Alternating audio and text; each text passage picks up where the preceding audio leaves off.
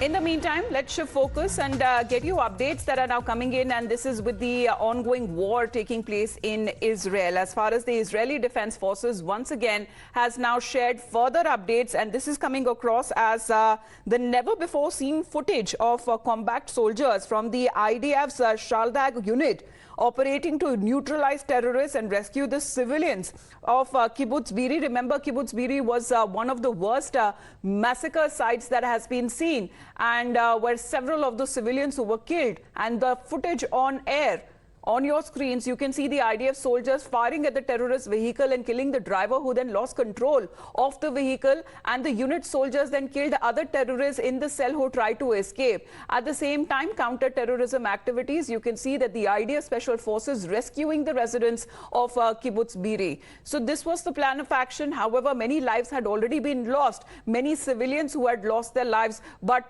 this is how the IDF, in its counter-strike, the combat operation in which Hamas terrorists who had spread mayhem in Kibbutz Beeri were killed. They were identified. Many of them were donned the Israeli army uniform, but that is the combat operation that we are looking at. Many of those terrorists who were also killed by the IDF, that is the Israeli Defense Forces. And many of those combat, how they were chased, how they were hunted. We talk about those Hamas terrorists. There were several of them in number who had entered this Kibbutz Beeri, where over 1,000 residents used to reside there, but it had turned into a massacre site with hundreds of being killed. There were door-to-door raids that were being conducted, and many of those people were killed either by indiscriminate firing or by grenade also being thrown in their house, or their houses that have been set ablaze. But you can see the car chase that happens, as far as the car which tried to leave